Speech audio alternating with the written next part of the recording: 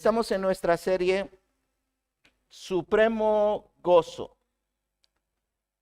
En esta ocasión vamos a leer el mismo versículo, pero vamos a leerlo en otra versión. Esta es la Nueva Traducción Viviente. Primera de Pedro, capítulo 1, versículo 8, está en sus notas. Ustedes aman a Jesucristo a pesar de que nunca lo han visto. Aunque ahora no lo ven, confían en Él y se gozan con una alegría gloriosa e indescriptible. Indescriptible. No hay palabras para este gozo. Eso yo lo he llamado la serie Supremo Gozo. Quizás usted diga, es un poquito exagerado. No, no es exagerado. Es la realidad de la vida que recibimos de parte de Dios. Supremo gozo. Una expresión de Dios en nuestras vidas que nos ayuda a cimentar nuestro carácter. ¿Quiénes somos? No lo que tenemos. ¿Quiénes somos? Lo que Él nos ha otorgado, no lo que tenemos. El propósito de la serie, esto está en sus notas, es vivir las pautas del carácter de Cristo. Establecer esa relación creciente con Jesucristo nos lleva a pautas de madurez en nuestro carácter. ¿Cuántos dan gracias a Dios por el trato de Dios? Él nos está enseñando y Él nos lleva a una etapa donde nuestro carácter es perfecto. A través de cada pauta queremos modelar quién está en nosotros, quién vive en nosotros. Es decir, el gozo que yo poseo. Queremos modelarlo. El principal y primer mensaje de Jesús está registrado en el libro de Mateo. Está registrado en capítulo 5, en el capítulo 6 y en el capítulo 7. Encontramos aquí lo que llamamos el Sermón del Monte. Y en ese Sermón del Monte encontramos las bienaventuranzas, que son las pautas que vamos a estudiar del carácter de Cristo que Él establece a favor de nuestras vidas. Quiero decirte que el Evangelio tiene poder. Es poder de Dios para transformación. Romanos capítulo 1, versículo 16, está en sus notas, pero es un versículo conocido por nosotros. No me avergüenzo del Evangelio porque es poder de Dios para salvación. La Nueva Traducción Viviente dice, es poder de Dios en acción para salvar a todos los que creen, a los judíos primero y también a los gentiles. Así que la vida en Cristo establece un nuevo carácter en nuestras vidas, una nueva vida, un nuevo gozo de parte de Dios, un carácter establecido por quien radica en nuestras vidas, por quien vive en nuestras vidas. Y Pablo lo dice muy claro, ya no vivo yo, mas vive Cristo en mí. Gálatas capítulo 2, versículo 20. Jesús marca las pautas, el modelo de guía para el creyente. Si Él lo establece, es porque se puede vivir. Si Él nos los enseña, es porque tenemos que tenerlo presente en nuestras vidas. Así que estudiaremos estas bienaventuranzas las próximas semanas y es la realidad del Evangelio en nuestras vidas. Hay una descripción de gozo en nuestro carácter. Hay una descripción de gozo por el conocimiento de Jesucristo, por aceptación del Evangelio en nuestras vidas.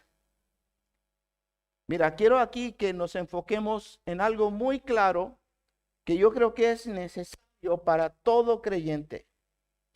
El carácter de gozo no está en las circunstancias.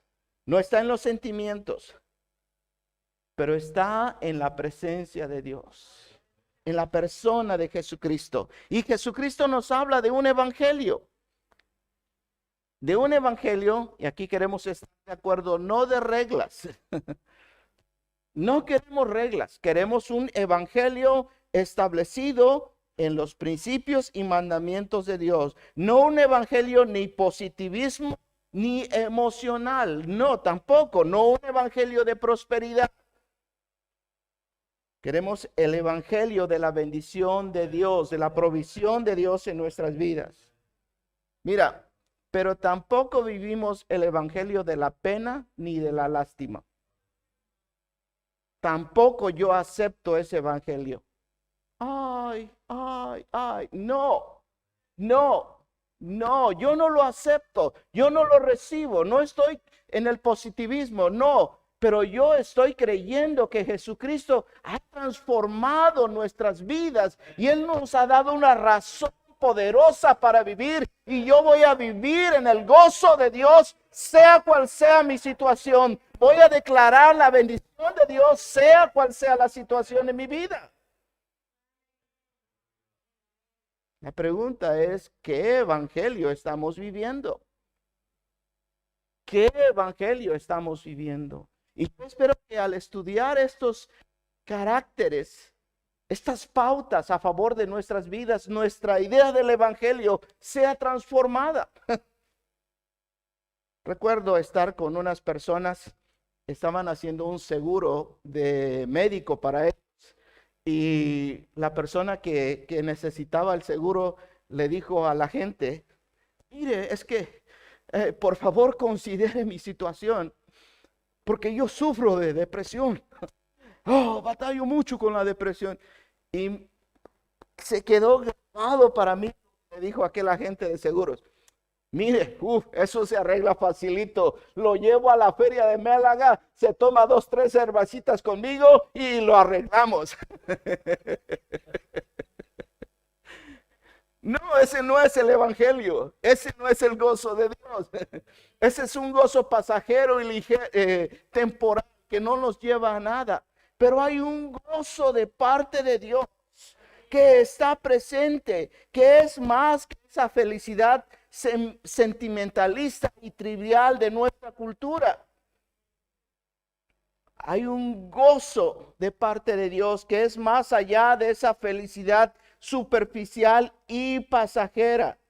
Quiero decirte, no lo vivimos por un momento, no lo vivimos por un evento, no lo vivimos por un objeto.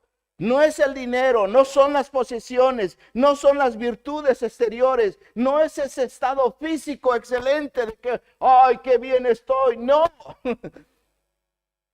no, el gozo de Dios es mi fortaleza, pase lo que pase en mi vida. Tampoco no es el concepto de no worry, be happy. Quizás lo has escuchado, no te preocupes, sé feliz. No, tampoco no lo es.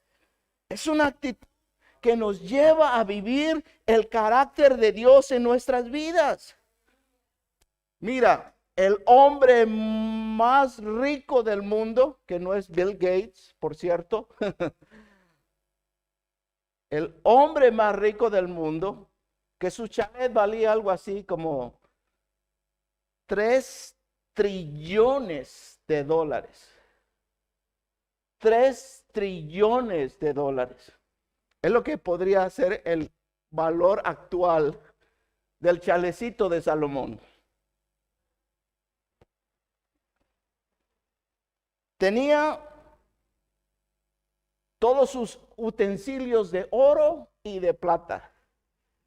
Me imagino que iba al baño y se sentaba en algo de plata, por lo menos. Si no era de oro, era de otra. Tenía los jardines, el campo de golf más fabuloso que él podría tener. Las piscinas de todo tipo, los animales más exóticos.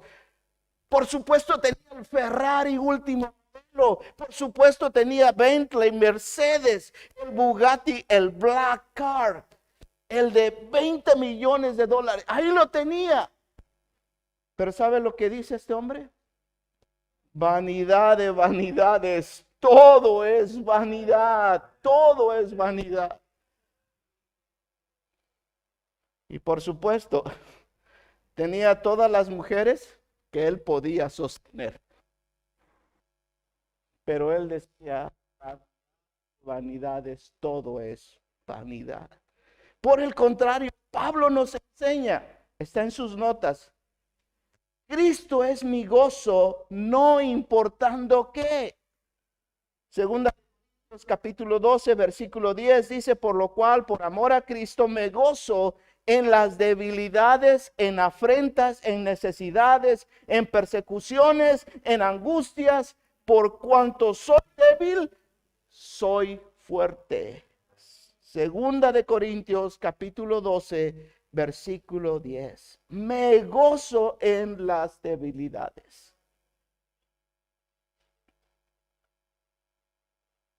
Es importante que entendamos el evangelio de las bienaventuranzas. ¿Qué es vivir como bienaventurado? Está en sus notas. Es ser una persona bendita.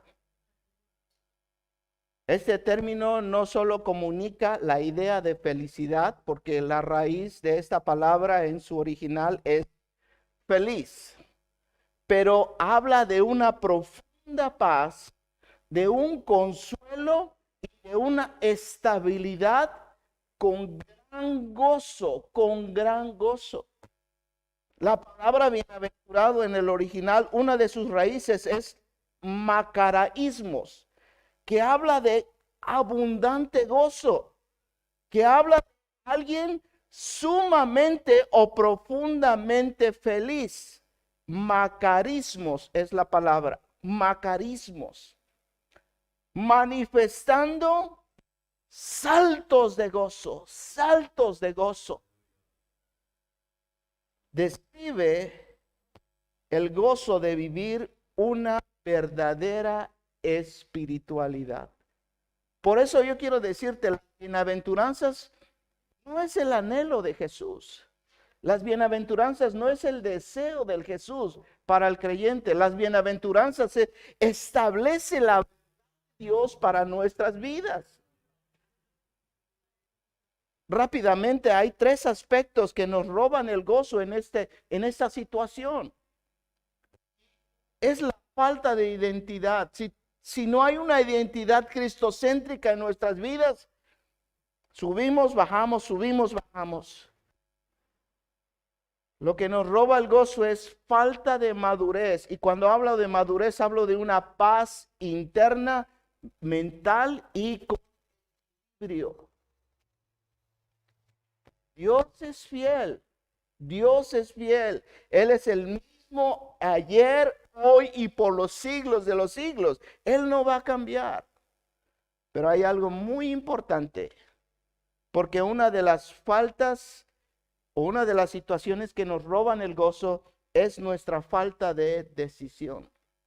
Nuestra falta de decisión. No nos decidimos por el gozo que Él nos está ofreciendo. Vamos a ver la primera pauta que se encuentra en el libro de Mateo. Por favor, acompáñenme, capítulo 5, versículo 3. Lo leeremos según la Reina Valera 60. Ahí las versiones que a veces amplían un poco más, pero vamos a seguir en la versión 60. Mateo capítulo 5, verso 3 dice, bienaventurados los pobres, porque de ellos es el reino de los cielos.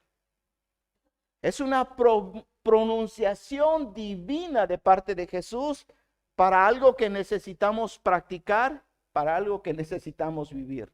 Te repito, no es un anhelo, no es un deseo, sino es una instrucción para vivir la cultura del reino de Dios, el evangelio de Dios. Punto número 1. La vida en Cristo es bendecida. La vida en Cristo es bendecida. En otras palabras, es causa de supremo gozo. Manifestar el carácter de Cristo es ser no doble, pero triplemente feliz. En sus notas está Proverbios capítulo 15, versículo 13. Esta porción, permíteme leerlo en la versión, la Biblia de las Américas. La versión 60 habla del corazón alegre. La Biblia de las Américas lo describe así: el corazón gozoso, ¿qué hace? Alegra el rostro. Pero en la tristeza del corazón se quebranta el espíritu. El verdadero corazón gozoso es aquel donde reside Jesucristo. El corazón gozoso alegra el rostro. Es el gozo que no es producido por lo exterior, mas nace de la profunda relación personal con el autor del gozo, que es Jesucristo. La verdadera sonrisa, la verdadera belleza se establece en una relación personal con Jesucristo. En otras palabras, tú eres guapo. En otras palabras, tú eres guapísima. Porque Él está dentro de nosotros, porque Él vive en nosotros, porque su gozo alegra mi rostro, alegra mi rostro. El maquillaje del mundo solo esconde un corazón triste. Y no quiero meterme en cuestiones más específicas hablando del maquillaje. Yo no tengo nada en contra del maquillaje estético, ¿vale? Por favor, quiero que me entiendan. Pero el maquillaje del mundo, que a veces nos hace disfrazar ciertas cosas, simplemente oculta ese corazón triste. Un corazón bendecido solo se encuentra en Jesucristo. Un corazón gozoso que alegra el rostro. Punto número 2. Bienaventurados, gozosos, los pobres en espíritu. Es la expresión del evangelio, va mucho más allá, rompiendo nuestra comprensión natural humana y nos lleva a la dimensión divina de parte de Dios. En lo natural muchas veces hay cosas que no entendemos o no comprendemos, pero Dios quiere revelarnos y mostrarnos por su Espíritu las verdades de Dios, las profundidades de Dios, lo nuevo de Dios a favor de nuestras vidas.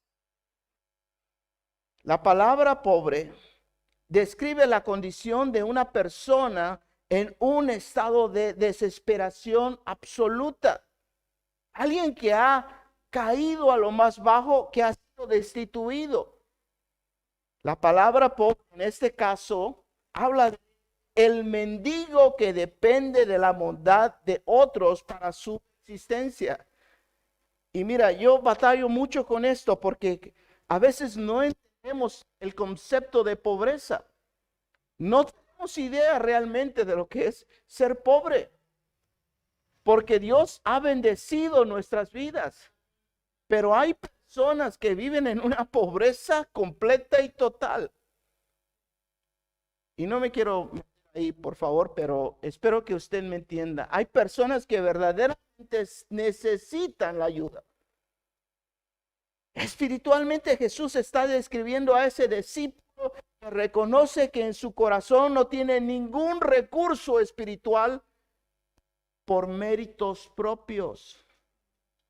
Todo viene por gracia y la misericordia de Dios. Aparte de Cristo no hay nada.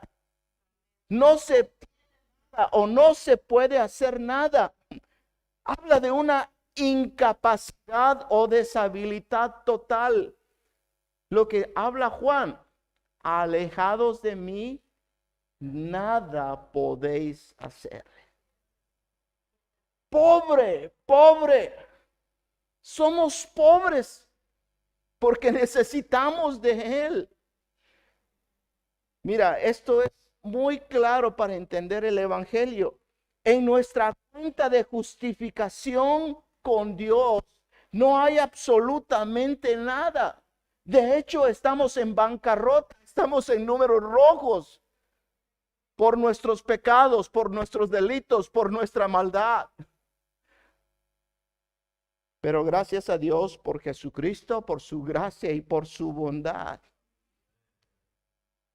Que al darse cuenta de que yo no tenía nada, de que no soy nadie, de que no puedo hacer nada, su gracia y su misericordia se ha manifestado para cada uno de nosotros, rompiendo esa pobreza. En esta pobreza es un contraste con una disposición o una actitud altiva, engreída, autosuficiente y arrogante. Él no puede hacer nada en un corazón así. Es todo lo contrario. Es una actitud que nos lleva en humildad y mansedumbre a presentarnos delante de Él. El mundo vive con una actitud independiente y jactanciosa que se niega a inclinarse a Dios, a reconocer esa pobreza de mendigo que hay en su vida. Esta pobreza se identifica con una actitud humilde de corazón. Quienes se aferran a Jesucristo como la única fuente de supremo gozo. Cuando habla de pobreza, yo quiero decirte, Jesucristo nos está hablando de la principal y la primera evidencia para que la obra de la gracia se establezca en nuestras vidas. Cuando Él declara pobres en espíritu, Él está despertando el hijo pródigo que hay en cada uno de nosotros. Él está despertando ese hijo pródigo que está en nuestras vidas, y en nuestra miseria podemos recibir una bondadosa riqueza de parte de Dios, como dice Pablo en Efesios 2:4. Pero Dios, que es rico en misericordia, por su gran amor que nos amó. No importando no importando nuestro estado, no importando lo mal que tal vez oíamos, espiritualmente hablando. No importando. Presto para recibirnos, presto para abrazarnos, presto para restaurarnos, presto para levantarnos, presto para vestirnos con esas vestiduras de justicia, presto para poner en nuestras manos un anillo de autoridad, presto para que todos los que están a nuestro alrededor sepan que hay un hijo de Dios ahí presente por la gracia y la misericordia de Dios. Es todo lo contrario. Esta espiritual a un orgullo, a una autojustificación. ¿Sabes qué es lo perverso de esto? Que la religión es lo que más promueve. Autojustificación. Corazón orgulloso religioso es lo más perverso que tal vez podamos encontrarnos. La pobreza no opera en el orgullo y mucho menos en la crítica religiosa de nuestros días, donde no está presente el carácter de Cristo. Estudiamos en su momento acerca de la iglesia de la Odisea, ¿se acuerda? Y tiene una mención muy especial para esta iglesia, porque en la Odisea dicen, yo soy rico y me he enriquecido y de ninguna cosa necesidad. Religiosamente están hablando. Y Dios les responde, ¿y no sabes que tú eres un desventurado, miserable, pobre, ciego y desnudo? Pobreza opera y crece en un carácter, está en sus notas, de humildad y mansedumbre. Lo dice claro Mateo 11, verso 28. Aprended de mí, que soy manso y humilde de corazón. Manso y humilde de corazón. ¿Qué podemos decir cuando el apóstol Pablo nos enseña en Filipenses capítulo 2, desde el versículo 5 en adelante, de Jesucristo haciéndose semejante a los hombres? Estando en esa condición, se humilló a sí mismo, haciéndose obediente a la muerte, muerte de cruz. Pero dice la Escritura, Dios lo exaltó hasta lo sumo y le dio un nombre que es sobre todo nombre. Cuando el Señor nos habla de ser pobres en espíritu, es una continua dependencia en humildad y reconocimiento de la gracia de Dios. Mostrando un carácter humilde, lleno de gozo, tenemos que continuar nuestra edificación espiritual. Escúchame bien aquí. Mendigando. Yo necesito más. Soy pobre. Reconociendo al único que tiene poder, autoridad y toda gracia a favor de nuestras vidas. En sus notas está lo siguiente. En mi pobreza, mi carácter es edificado. En mi pobreza, mi carácter es edificado. Y el apóstol Santiago lo dice de esta manera. Santiago capítulo 4, versículo 6. Está en sus notas. Pero él da mayor gracia. Por esto dice, Dios resiste a los soberbios y da gracia a los humildes. Da gracia a los humildes. Punto número 3. Dueños y participantes del reino. Bienaventurados los pobres en espíritu, porque de ellos es el reino de los cielos. La primera afirmación que yo quiero que podemos tener presente para nuestras vidas no es algo que puede ser, no es algo si será o si fue, pero pobreza en espíritu nos integra, nos hace parte de algo mucho mayor. Me integra al reino de Dios, porque de ellos es el reino de los cielos.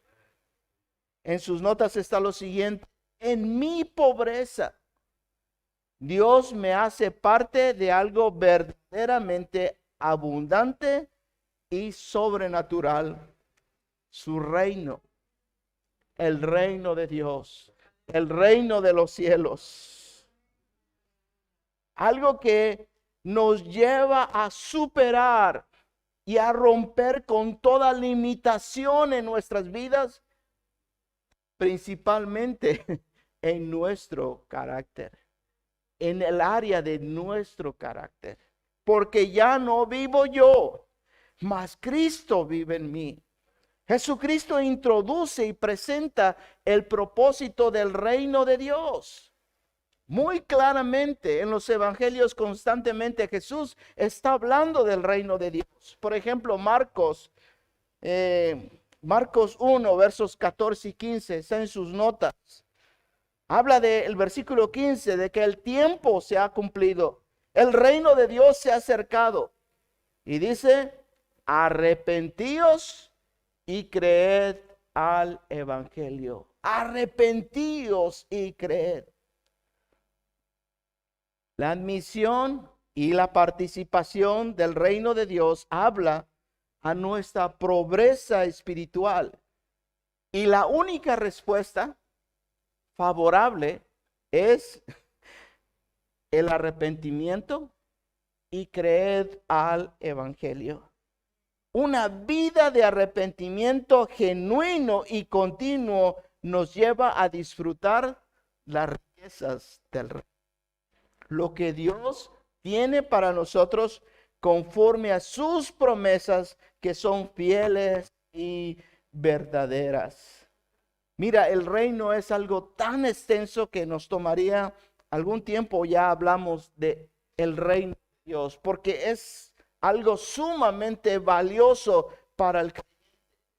Pero en el reino, en la palabra original basilea, Jesucristo demuestra el dominio, la soberanía y la autoridad como rey. Y su autoridad y su poder son reales. El reino de Dios está sobre todo, sobre todo. No hay nada que se escape de la soberanía de Dios. Así que Él nos invita a participar de su reino. Está en sus notas.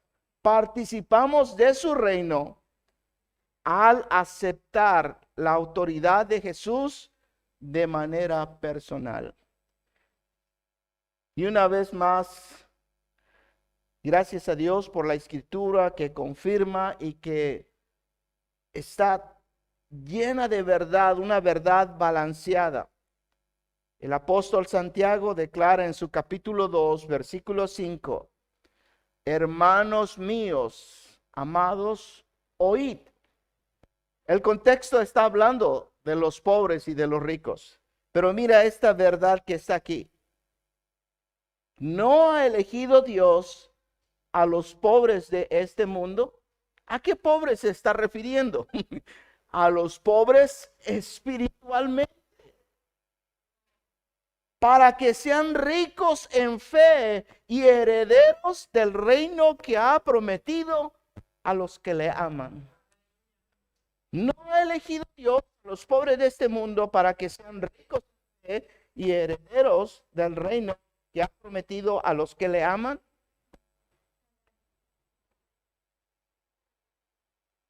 Cuando Él nos llama y cuando nosotros elegimos venir a Él en nuestra pobreza, el propósito de nuestra elección nos lleva a ser ricos en fe. Y Dios se glorifica en la fe. En quien cree que nada hay difícil para Dios. Ricos en fe. Esa es la verdad del Evangelio, la verdad de la palabra de Dios. Y Dios realiza cosas extraordinarias en un pueblo que es pobre en espíritu y que cree a las promesas de Dios. Herederos del reino de Dios. Algo que es inagotable, algo que es incomparable.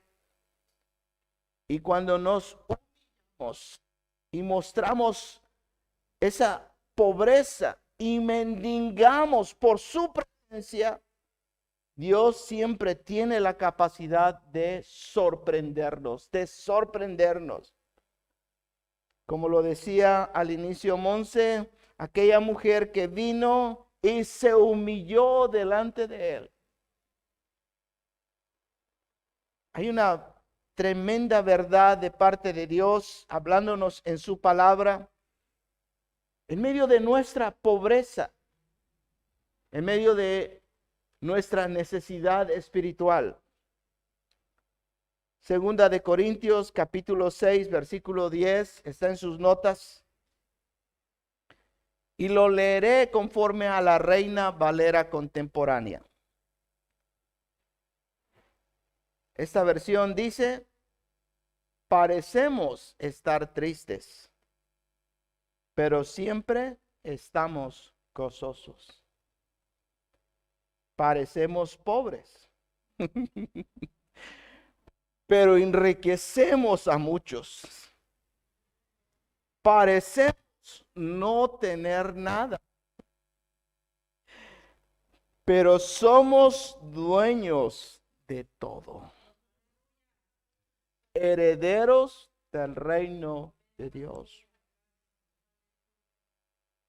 Qué precioso es Dios, que cuando contempla nuestras vidas y desea bendecir nuestras vidas, y reconocemos esa bendición y nos humillamos, Él tiene la capacidad para sorprendernos de diferentes maneras, de diferentes formas.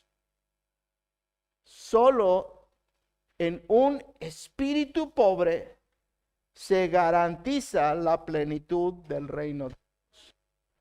Cuando nos sentimos autosuficientes, nos sentimos todo lo podemos, se viene abajo. La aplicación para concluir es una pregunta muy práctica. ¿Quieres dejar tus riquezas?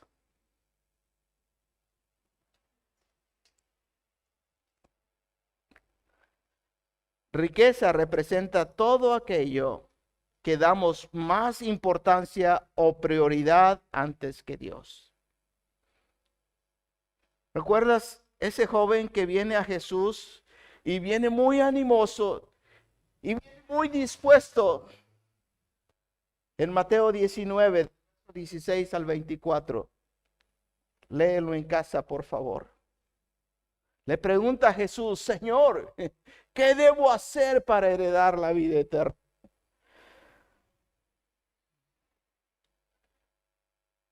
Jesús le empieza a hablar: guarda esto, guarda este mandamiento, guarda este mandamiento. La respuesta del joven es: todo esto lo he guardado desde mi juventud.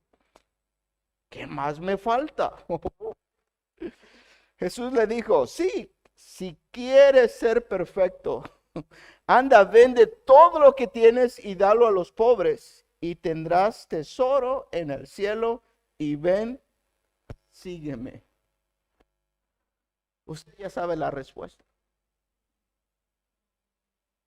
Aquel joven se fue porque tenía muchas posesiones. Jesús le dijo a sus discípulos: de cierto os digo que difícilmente entrará un rico, en el reino de los cielos. Necesitamos vivir en un estado de pobreza espiritual, reconociendo al único que puede hacer su obra perfecta a favor de nuestras vidas. Rendimos todo aquello que parece riqueza a favor de nuestras vidas. Lo rendimos.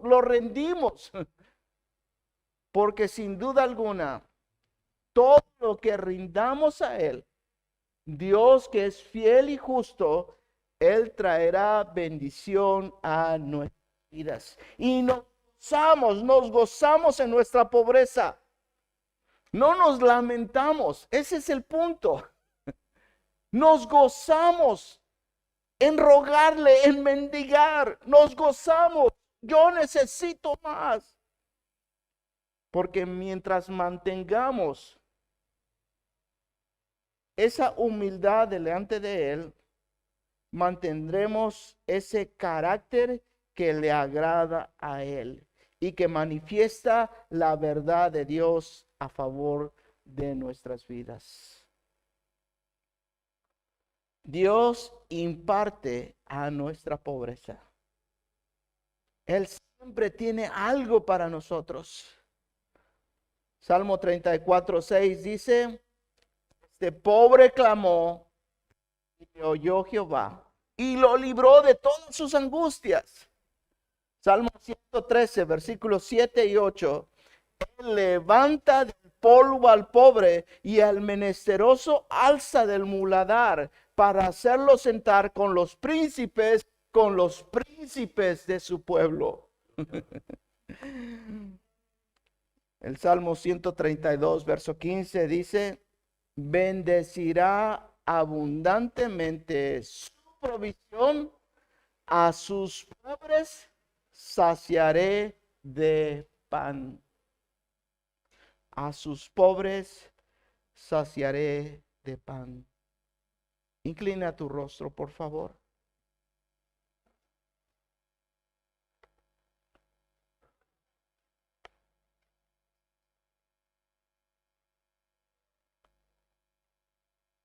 Padre, gracias por tu palabra.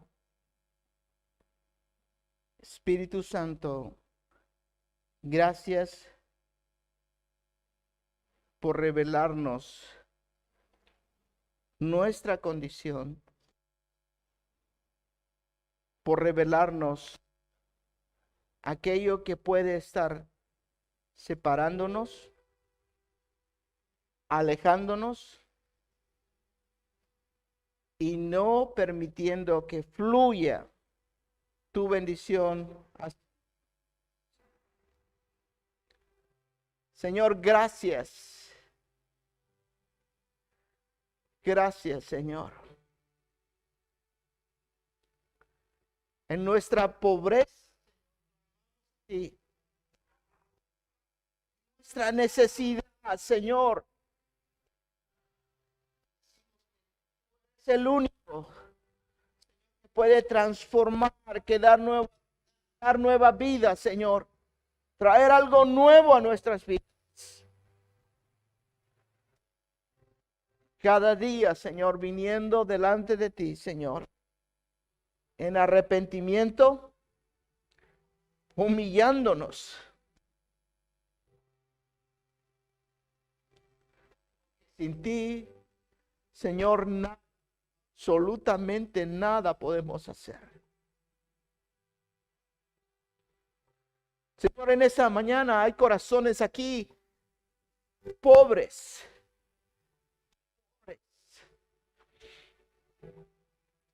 Y en nuestra pobreza clamamos, Señor. Edifica nuestras vidas. Edifica nuestras vidas. Oh Padre, gracias por ese carácter, Señor, gozoso. Reconociendo que nada hay difícil. Nada hay imposible para ti, Señor. Gracias, Dios. En esta mañana levanta tu mano, por favor.